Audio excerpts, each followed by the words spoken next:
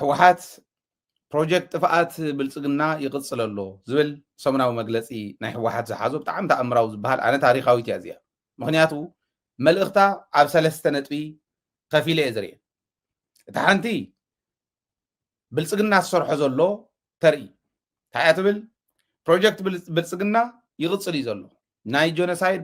ፕሮጀክት ናይ ብልጽግና ይቕጽል ኣሎ ትብል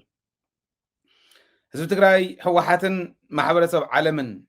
እናሓተቱ እናሃለው ውዕል ፕሪቶሪያ ይተግበር እናበሉ እናሃለው ውዕል ፕሪቶሪያ ምትግባር ይትረፍ እሞ ንዕኡ ሓሊፉ ቁጠባ ትግራይ ዘዳኽም ሓድሽ ፕሮጀክት ሓንፂፁ ማህያ ሰራሕተኛታት ከይኽፈል እስካዕ ሕዚ ሓሊኹ ዝሓዘ ነዳዲ ከይኣቱ ሸቐጣት እውን ከይኣቱ እስካዕ ሕዚ ዓፅዩ ዝሓዘ ምስ ናይ ብሄራዊ ክሕደት ሓይሊ ምስቶም ዝኸሓዱና ምስዚኣቶም ብምትሕብባር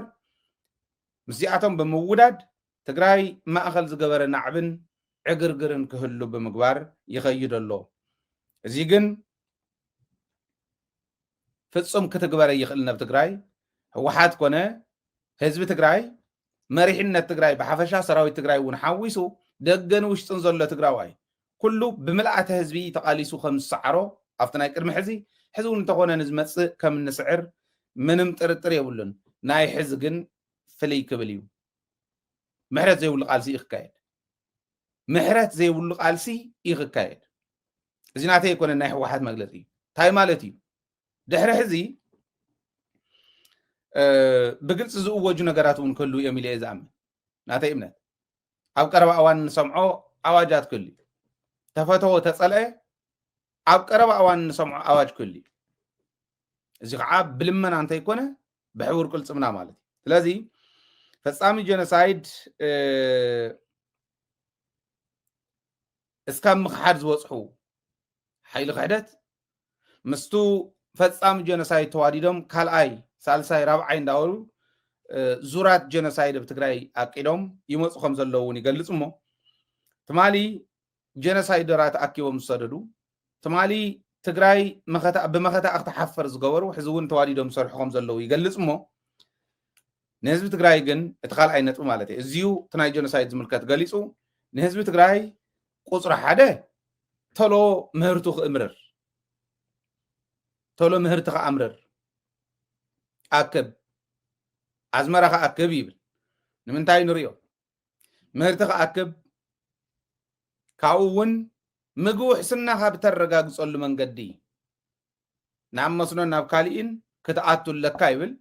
እዚ ምባል ጥራሕተ ይኮነ መሬት እውን ከም ዝሰርሕሉ ተስፋ ይገብር ንሕና እውን ከም ሚድያ ብደንብ እንዳበልናሉ ዝመፃና እዩ ናይ ትግራይ መፍትሒ ፀገማት ትፈትሓሉ እዚ ስለ ዝኾነ ለዚ እዚ እውን ይፅውዕ ተሎ ኣምርር ማለት ትርጉም ኣለዎ ናይ ባዕሉ ንምንታይ እዩ ብዘየግድስ ኩናት ክግበረ ይኮነን ዘሎ ኩናት ክገብሩልና እንዲኦም ዝመፁ ዘለዉ ኣነ እውን ኣብ ዝሓለፈ ኢለ ተሎ ዓውዲ እተው ተሎ ንብረትኩም ሃፍተኹም ኣዝመራኹም እትው ናብ ገዛኹም ድሕሪኡ ምንም ሕቶ የብሉን መሬት ትግራይ ክትሓዝ ኣሎ መሬት ትግራይ ክምለስ ኣሎ ስለዚ ግዛኣት ትግራይ ክምለስ መሬት ትግራይ ክምለስ እንድሕር ኮይኑ ተሎ ይተኣምረር እንደመፂ ኮልሰስቲ ከቃፅል ካሊእ ተኣምር የብሉ ነገር ግን ተሎ ይተኣምረር ተባሂሉ ከምዚ ከይገበር ተባሂሉ ትምድላውና ሰራዊት ምስልጣን ጥራሕተ ይኮነስ ኣድላይ ዝበሃል ኩሉ ከኣቱ ከም ዘለዎ ኣይንሕፈረሉ ክቀትለኩም እየ ከጥፋኣኩም እየ ይሄን መነቀል ኣለበት እንዳበለ እንዳሃለወስ ንሕና ከይንብል ዝኾነ ነገር ከይፈርሰና ተባሂሉ ነገር የለን ክቀትል እዩ ዝመፅእ ዘሎ ከጥፊ ዝመፅእ ዘሎ ኣይንጠፍእን ምባል ጥራሕተ ይኮነስ ዘይጠፍኣሉ መንገዲ ምምቻው ናይ ግድን እዩ ማለት እዩ ስለዚ ካልኣይ መልእኽቲ እዚ እቲ ሳልሳይ ሓድነትካ ትጠናኽር ደገን ውሽጥን ዘለዋ ውዳበታት እውን ይጠንክራ ሓድነትካ ብምጥንኻር ጥራሕ ትስዕሮ ፀላኢ እዩ ዘለካ ይብል እዚኡ ብደንቢ ኣብ ብዙሓት ሚድያታት ደደቢት እውን ሓዊሱ እትሰምዕዎ እዩ ናህና ኒውክሌር ዓለም ብዘለዋ ቴክኖሎጂ ናይ ኒውክሌር ቴክኖሎጂ ክትምካሕ ትኽእል እያ ትግራይ ትምካሕ ናይ ትግራይ ኒውክሌር ሓድነታ እዩ ሓድነትና ብዘስጠምናሉ ዓውዲ ኩሉ ግዜ እንተይወሰደ ኢና ንስዕር